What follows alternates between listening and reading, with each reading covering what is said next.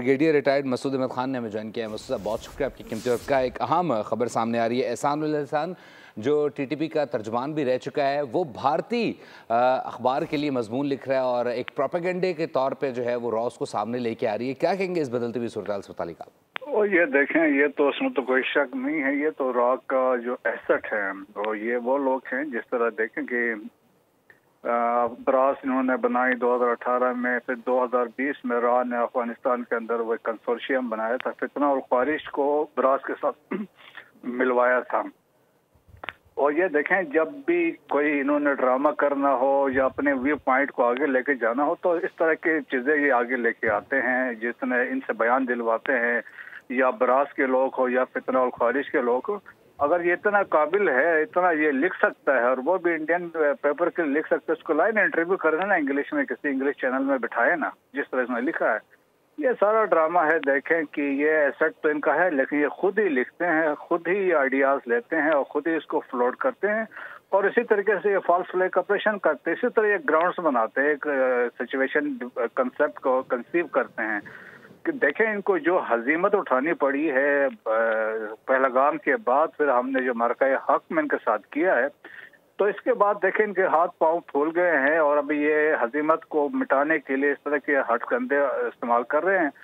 तो लेकिन देखें, इंटरनेशनल कम्युनिटी समझ गई है, इनका सौदा कहीं पे बिका नहीं है। और देखें कि इंटरनेशनल कम्युनिटी ने जो पाकिस्तान ने स्टैंड लिया था, उसको उन्होंने एक्सेप्ट किया है, इनके बात नहीं सुनी। और अभी भी इंटरनेशनल कम्युनिटी यही बात कर रही है, डीएस्केलेशन, सीज फायर और स्टेबिलिटी इन साउथ एशिया। फिर पाकिस्तान की इम्पोर्टेंस, रेलेवेंस बढ़ गई है। प्रेसिडेंट ट्रम्प देखें, जहाँ जाते हैं पाकिस्तान का जिक्र करते हैं, कहते हैं कि बड़ी इम्पोर्टेंट लीडरशिप है, अच्छे लोग हैं, जीनियस लोग हैं। तो मेरे ख्याल में उनसे भी तकलीफ हो रही है। और तो ये इनके समझ ले कि हमें कोई, it's not a new thing कि ये है, लेकिन ये उनका एसेट है। बहुत सारे लोग हैं जो इंडिया में रहते हैं, जिस तरह ब्रास के लोग आते जाते हैं, उनसे ये वहाँ से अपने चैनलों पे बिठाते हैं, उनसे इंटरव्यू करते हैं। तो ये टूल के तौर पर तो इसे यूज़ कर रहे हैं। आप समझते हैं कि जो भारत का जो जंगी जुनून है वो कम नहीं हुआ अब तक? क्योंकि अब यूके का जो वफ्द है वो भी पाकिस्तान का दौरा कर रहा है, फिर उसके बाद जो है वो भारत का भी दौरा करेगा। सो भारत मुसलसल इस तरह की इश्तियाल अंगेज बयानात जारी कर रहा है, अगेन एक एडवेंचर करने की कोशिश कर रहा है वो।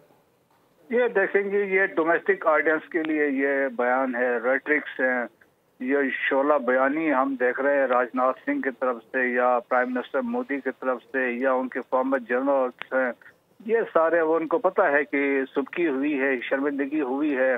दिस सो कॉल्ड पावर जो थी इंटरनेशनली, वो मानते थे कि एक बहुत बड़ी पावर है और ये इंडो पैसिफिक रीजन में चाइना के अगेंस्ट ये होगा, खड़ी होगी, और ये देखें नेट सिक्योरिटी प्रोवाइडर होगी रीजन में। तो वो तो हवा निकल गई है ना।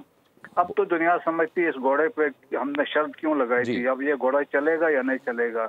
तो ये अभी डोमेस्टिक ऑडियंस के कंजप्शन के लिए ऐसे बयानबाजी कर रहे हैं। जो उनके साथ होना था वो हो गया है।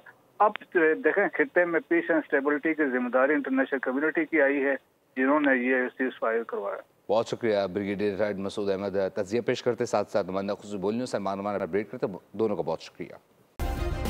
सब्सक्राइब करें और बेल दबाएं ताकि कोई खबर रह न जाए।